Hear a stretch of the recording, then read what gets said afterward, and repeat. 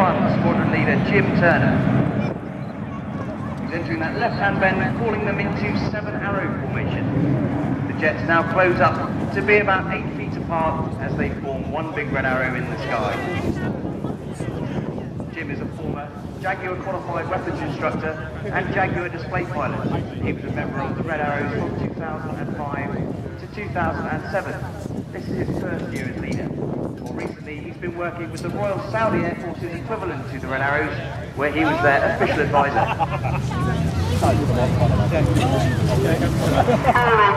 Out.